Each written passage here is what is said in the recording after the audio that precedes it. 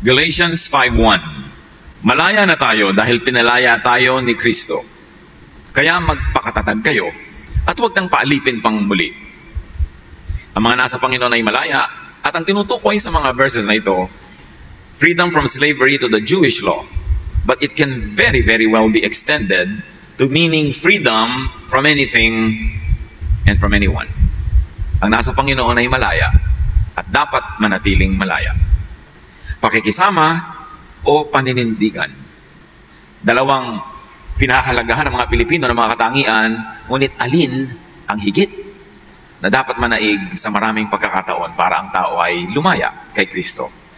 Panginoon, salamat po dahil kayo ang nagbibigay ng lakas, kakayanan upang kami magtipon-tipon, sumamba sa inyo, magpuri sa inyong pangalan, at humingi ng inyong pangangaral. Kayo po ang siyang mangaral ngayon, Panginoon. Ihandaan niyo po ang aming isip at puso. Ituwid niyo kami, paliwanagan, turuan, akayin. Dalangin namin ang lahat ng ito sa ngalan ng iyong anak na si Jesus. Pakikisama o paninindigan, alin dito ang dapat umiral? The Lord wants us happy. And happiness has a lot to do with freedom. Sabi nga nila, ibon man may layang lumipad. Pati mga ibon ay kailangang malaya para makakilos ng mabuti. Happiness is freedom from others. To be oneself. To do what one really wants and needs to do. Freedom from needless interference from and controlled by others. At ito ay nangyayari lang, happiness is in paninindigan. Kailangan tayo ay nakakagawa ng gusto at gusto natin gawin, basta't hindi ito masama.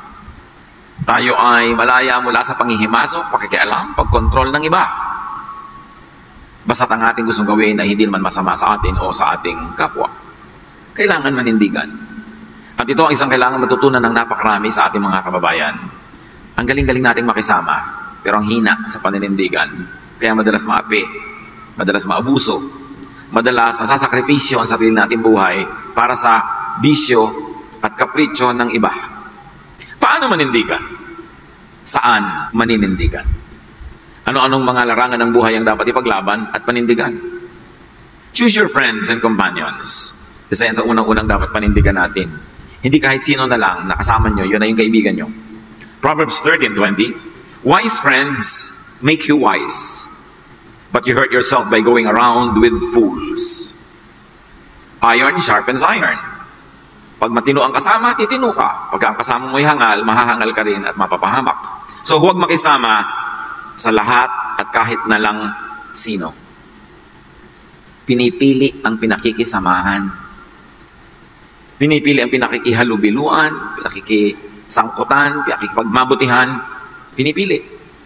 Huwag makisama sa dominante, sa controlling, sa oppressive, sa manipulative na tao. May mga tao na pagkasama mo, yung gusto na lang niya lagi ang nasusunod, hindi ikaw. Kahit kailan yung gusto mo, pwera na lang. May mga tao na kinokontrol ka. Paano ka kikilos, anong kakainin mo, anong gagawin mo, sinong mamahalin mo. May mga taong inaapi-api ka na dahil control ka na. Katawan mo lang yun nandyan, pero yung ulo, wala. Ulo niya nakasuot sa ulo mo para yung gusto niya ang masunod sa katawan mo. And there are people who are manipulative.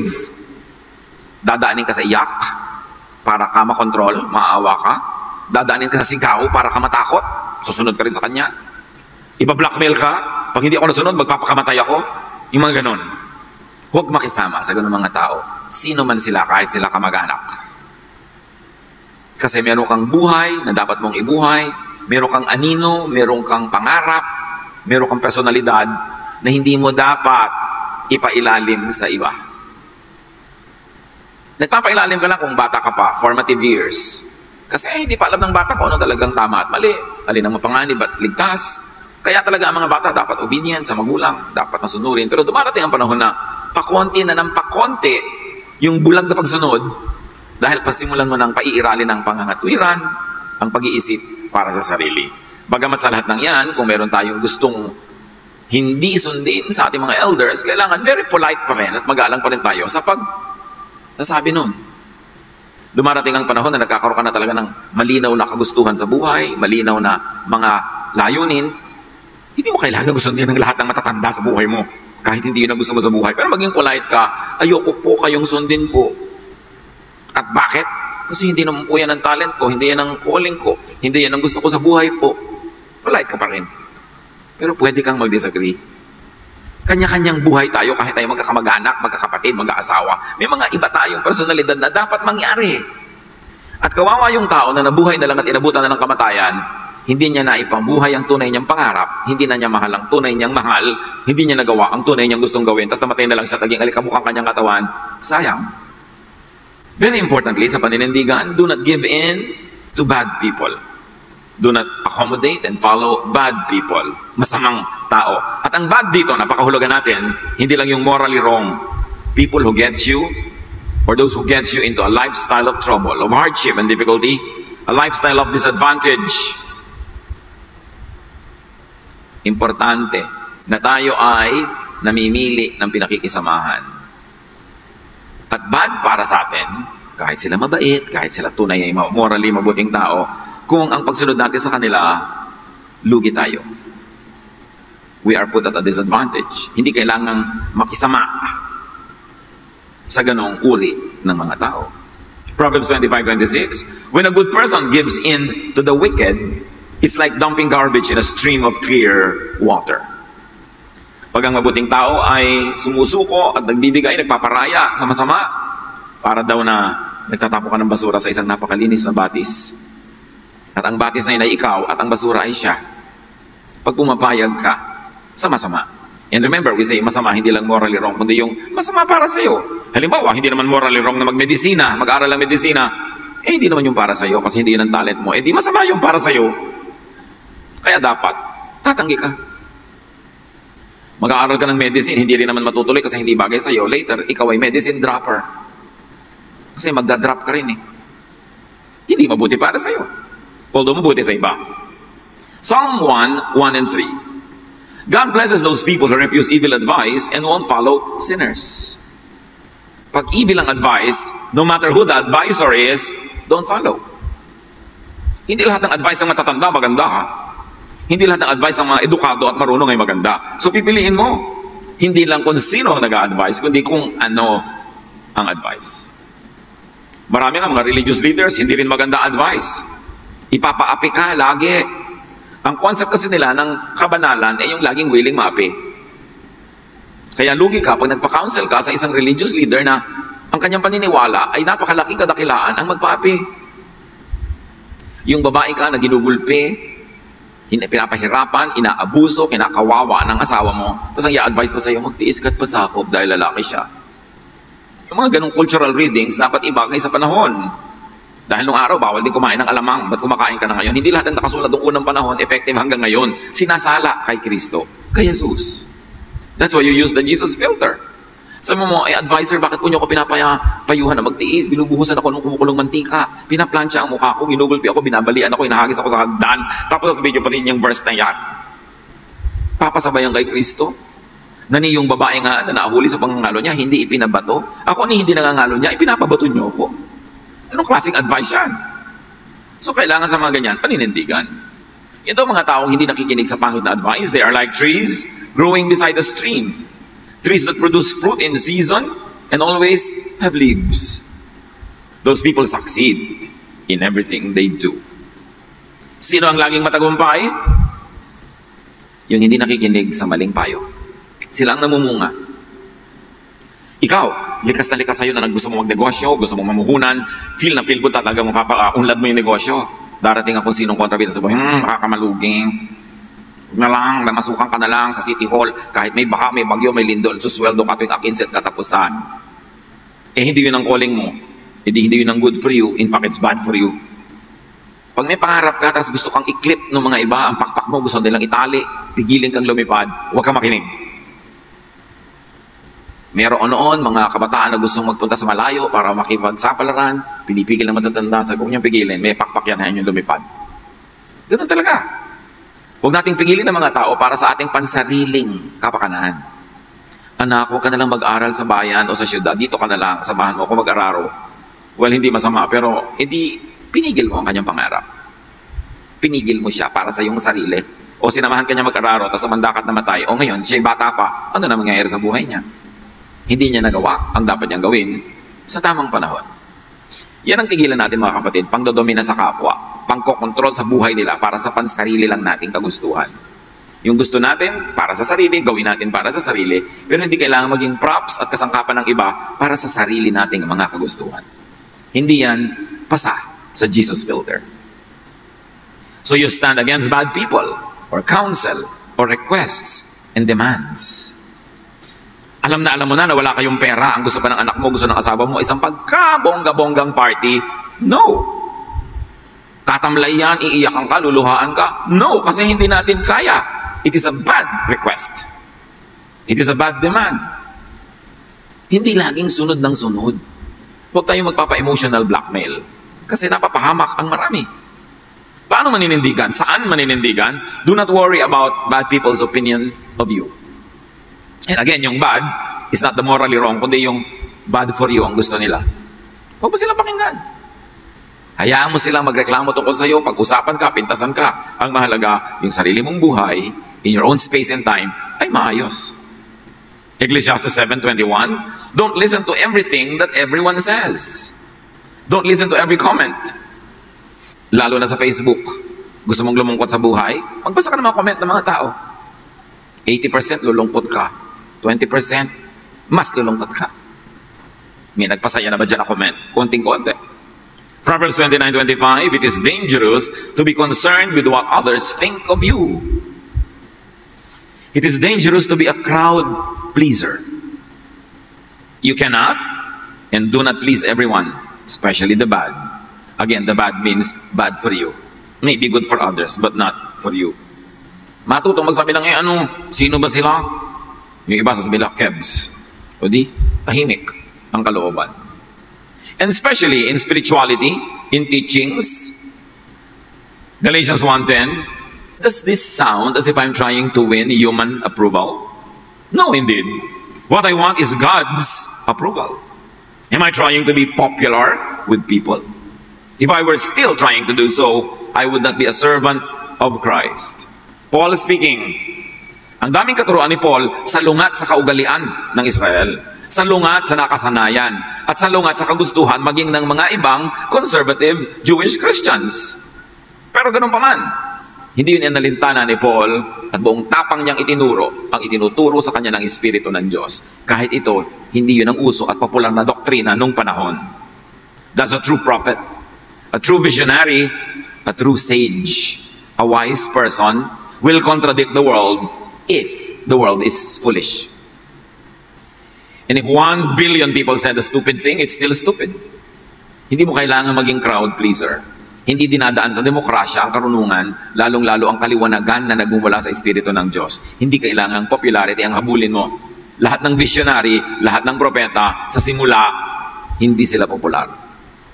Kinakalaban sila ng establishment kasi yung establishment ayaw ng change, ayaw ng pagbabago kasi baka mawala ang kapangyarihan nila. Pero ang tunay na nakikinig sa leading ng Spirit ay hindi kailangang maging takot sa opinion ng iba. Paano maninindigan? Saan maninindigan? Set limits to what and how others can impose on your will. Lagyan ng hangganan, lagyan ng bakod ang pwedeng maging impluensya, pakikialam, panghihimasok sa iyo ng kapwa. Maging ng iyong asawa, maging ng iyong magulang, ng iyong anak. Dapat alam nila kung hanggang saan sila pwedeng manghimasok. And you have a private inner sanctum na hindi pwede. Yun ang paninindigan. Yung mga mag-asawa sa simulang-simula pa lang na kanilang pagsasama, dapat clear na yon. Dear, hindi ako naglalaban ng medyas. Kung gusto mong magkasundo tayo, huwag mong palaban sa akin. Dapat clear. Pero marami kong ibang lalaban. Gusto mong laban ko ang lahat ng kortina ng buong templo? Gagawin ko. Gusto mong ipagluto kita? Kamutin ko likod mo? Pwede. Pero may ayaw ako eh. Yung ayaw ko, huwag mo ipilit. Dapat clear yun.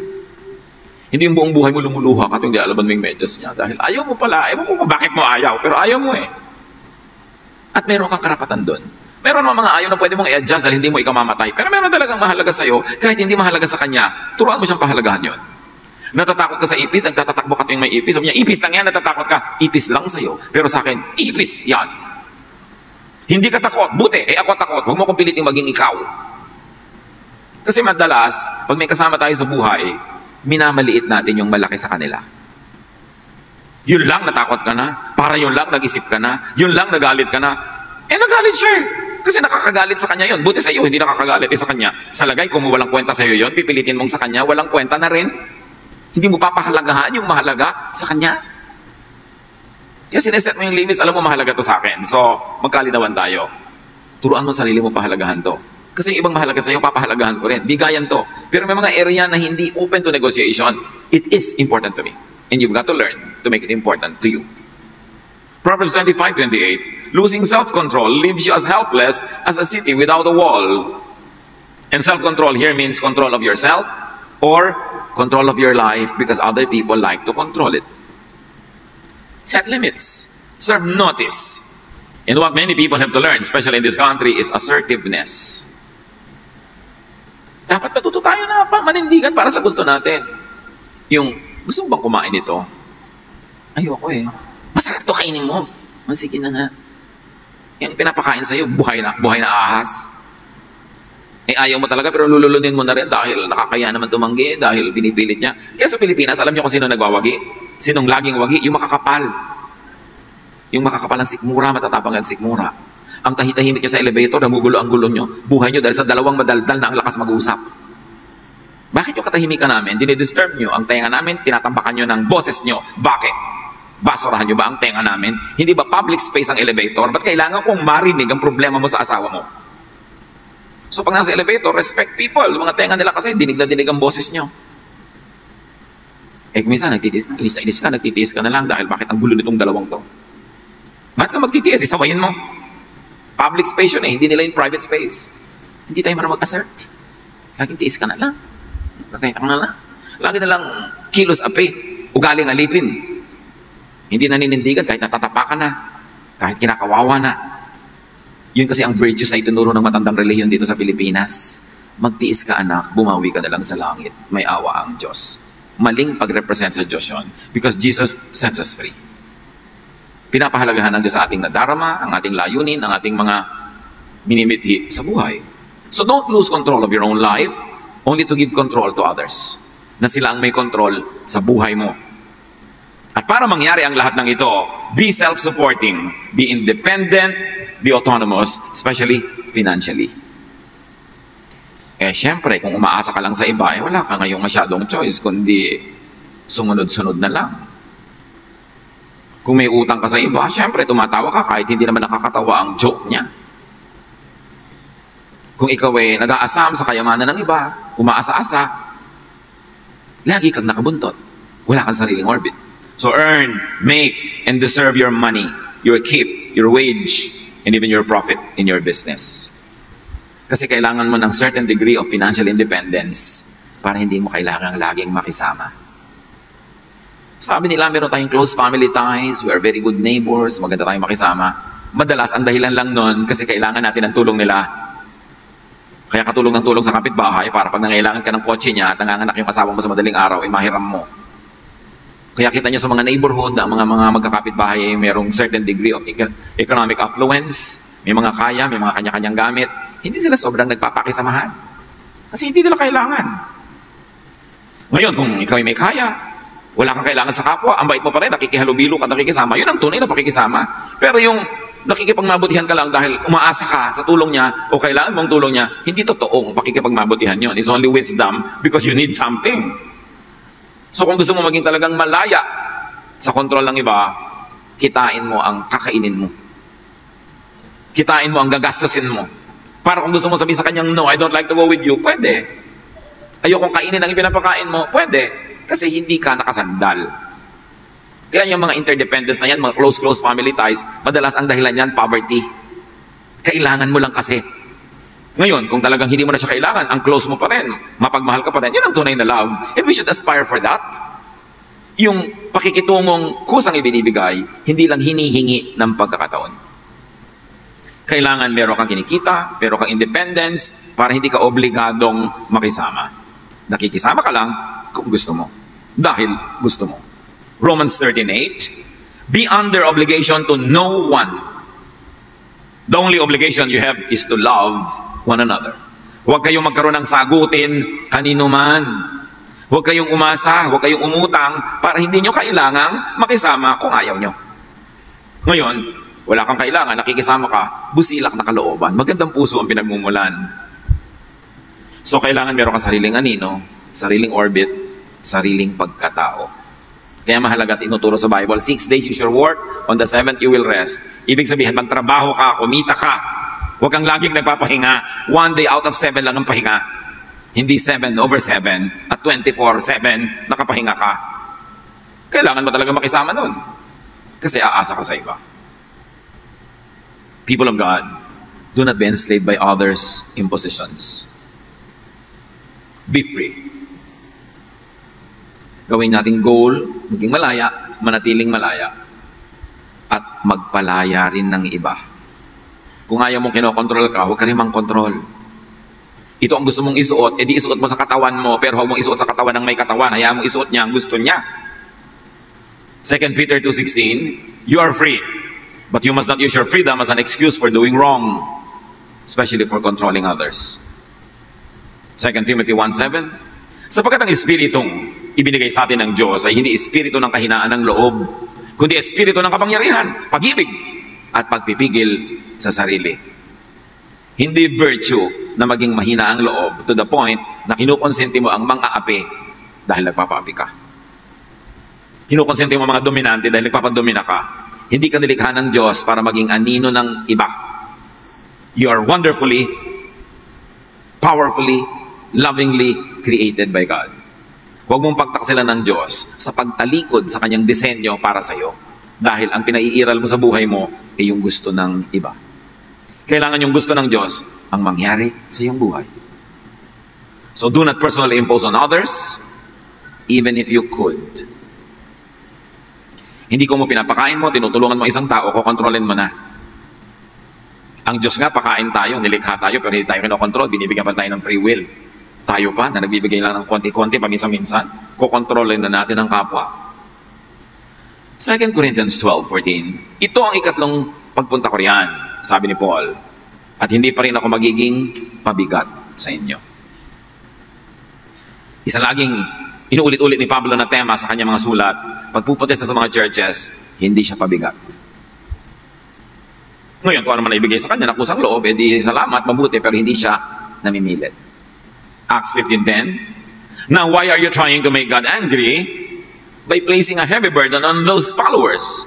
This burden was too heavy for us or our ancestors. Ang tinutukoy dito, mga religious regulations na ang bigat sundin, sabi tayo nga, hindi natin nasunod dyan eh. Ipapasunod nyo pa sa ibang mga bagong mananampalataya ngayon. But of course, the meaning can be extended to every area in life. Huwag mong pabigatin ang buhay ng kapwa. The goal of Jesus was to give rest. Sabi niya, my yoke is easy, my burden is light. Si Jesus nga, pinapagaan ang dala natin, tapos tayo magpapabigat sa iba. Again, kaya mahalaga yung financial independence, yung magtrabaho ka, kumita ka. Kung kaya pa ng katawan mo, hindi ka masyadong bata o matanda o wala kang sakit, sikapin mong tumindig sa sariling paa para hindi ka pabigat sa kapwa. Napakarami kasing pabigat. Kasi maraming martir. Bakit maraming pabigat? Pinapayagan ng mga martir, nagmamartir sila. Siguro taga Cavite. 13 martires. Although iba yon, mga hero yung mga yon. Pero bakit ka magpapakamartir dahil sa mga batugan mong kamag-anak?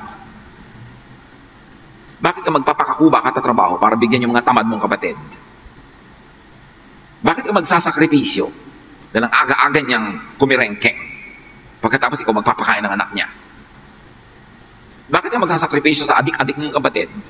Hindi nag-aaral ang pinag-aaral, tatamad-tamad, ang dami namin binuntis, tapos ikaw ngayon magpapagatas. Kaya maraming ganyan kasi kinukonsente natin. Maraming tamad kasi maraming sobrang nakisama sa tamad. Kung may papakisamahan kayo, yung masipag, huwag yung tamad. Sabi nga ni Paul, if anyone does not work, let him not eat. Hindi siya nagtatrabaho, ay di huwag siyang pakanin. Lagi tayo, give to the poor, give to the poor. Hindi masama, good yun. But why don't we start giving to the deserving? Yung nga magulang o yung kapatid mo, walang-wala, bigyan mo siya. Eh ako po na lagi nagtatrabaho, kailan niyo ako bibigyan? Ako na lagi nagsasakripisyo.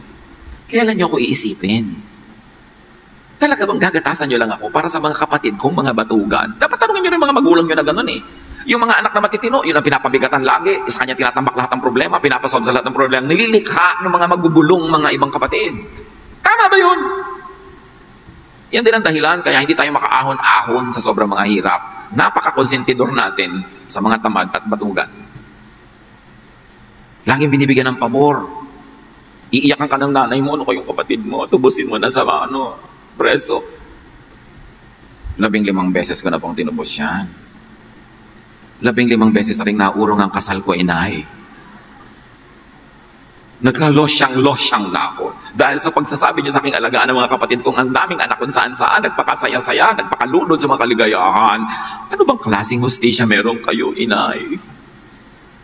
Dapat pinag-aaralan natin yung mga ganun, mga drama ng buhay. We should reward the good and discipline the bad. You should not steal from Peter to give to John. At madalas ninanakawan niyo yung matino, hinihingan, kinikikilan para ibigay doon sa waldas. It is not godly. 1 Corinthians 10:29, why should my freedom be limited by someone else's conscience? Isa pa to. May taong sobrang moralista, na-o-offend pag ito suot mo, so hindi mo na lang isusuot. Na-o-offend pag tumawa ka, so hindi ka na lang tatawa. Na-o-offend pag masaya ka, so hindi ka na lang magsasaya. Set people free. Mahal nyo sa buhay, anak nyo, asawa nyo, set them free. Kahit yung asawa mo, hindi siya free dapat na makipagrelasyon sa iba. Kasama yun sa contract nyo eh. Pero free naman siya dapat na kung gusto niyang may free time, gusto niya may ganitong hobby, na hindi naman manganganib ang inyong personal and exclusive relationship, set them free. Hindi ka nag-aasawa para mangontrol ng kapwa. Nag-aasawa ka para maging blessing sa kanya. Acts 15:28, the Holy Spirit has shown us that we should not place any extra burden on you. Spirito ang nagsasabi, kung pabigatin ang buhay niya, huwag mo siyang pahirapan. And also set people free from carrying your personal baggages. Pangarap mong hindi natupad, ipapatupad mo sa anak mo, iba naman ang pangarap niya. Yung katalinuhan mong napakataas, hindi naman abot ng iba, dahil iba naman ang uri ng katalinuhan nilang, ikaw naman hindi mo rin abot. Huwag mong ipilit sa kanila. Yung panlasa mo, pananaw sa buhay, make it personal. Nung araw, kaya maraming nag-aasawa ng kay aga-aga, hindi naman dahil talaga nai-inlove eh. Gustong tumakas sa magulang. Kasi controlled na controlled, hirap na hirap, taling-tali, kulong na kulong. Ang nakikita lang nilang parang way out mag-asawa, yung pala mas grabing kulungan yung napangasawa. From the frying pan to the fire, ang nangyaring lipat. Nasa banig, lumipat sa sahig. Kaya pag kinokontrol natin, dinudumi ng kapwa, itinutulak natin siyang lumayo at tumakas. Kaya nga ang sabi ng isang cheesy poster, if you love something, set it free. If it comes back, it is yours. If it doesn't, it never was. It never was yours. At ang love daw is like handling a handful of sand. Squeeze, hold tight, and it slips through your fingers. Relax, and it stays. Ganon din ng mga tao. Gusto nating nandiyan sila sa ating tabi matagal, madalas, huwag nating sakalin. Huwag nating talian, huwag nating kontrolin, kasi ibon may layang lumipad. Yung kapwa-tao mo pa. 2 Corinthians 11:9, sabi ni Paul, I have not been a burden to you in the past, and I will never be a burden. Happiness is in paninindigan, seldom in pakikisama. It is being free from others. Being free to obey God and God's will in your life according to God's design for you. And happiness is also in setting others free. Pag may pinapalaya ka, hindi lang siyang lumalaya, ikaw din. Bakit? Pag itinali mo siya, hawak mo yung tali, pareho kayong nakatali sa isa't isa. Nakatali lang yung leeg niya, pero yung tali nakapulupot sa kamay mo, pareho lang kayong hindi malaya. Babantay-bantay ka, hindi ka rin malaya. Napakahalaga. Piliin ang pakikisamahan. May kagandahang loob ang pakikisama, ha? May good side yan, may godly side, pero piliin. Gusto nyo ulitin ko yung buong mensahe? Huwag na, natatandaan nyo na. Piliin ang pakikisamahan. Limitahan ang pakikisama. Manindigan. Payagan ng kapwa na manindigan din. This is Jesusness. Yung layang gusto mo sa iyong sarili, ibigay mo rin sa iyong kapwa. Napakasarap yung nandyan siya, hindi dahil binabantayan mo, kundi dahil gusto niya. Pero kung nandyan lang siya dahil binabantayan mo, oras na malingat ka, mawawala din yan. Hayaan mo nang mawala siya ngayon kaysa bukas. Mawawala din. Dapat yung free will ng tao, iginagalang, pinapahalagahan. This is God's will for us in Jesus. Bakit ipinadala ng Ama si Jesus? Kasi sakal na sakal, piit na piit, taling-tali ang mga Israelita sa kanilang mga pare at mga Fariseo. Kaya si Jesus nagdala ng freedom. And this freedom is not only religious, freedom in every aspect of life. Because Jesus says, I have come that they may have life and have it to the full. And no prisoner has a full life. And no prison guard has a full life. Kung may binabantayan kang nakakulong, hindi ka rin pwedeng umalis kasi nagbabantay ka. So pareho kayong nakakulong, magkabilang side lang ng rehas ang pinagkakalagyan nyo, pero pareho kayong prisoner. Set people free. Set yourself free. Appreciate the work of God through Jesus. Panginoon, turuan nyo kami na i-apply ito sa ating buhay, sa amin-amin at buhay-buhay ng kapwa. And give us the wisdom, Lord, na hindi ito maabuso, hindi magamit sa masama, kundi sa tama lamang. Pagbulay-bulayan natin ang kahulugan nito sa ating mga personal na buhay.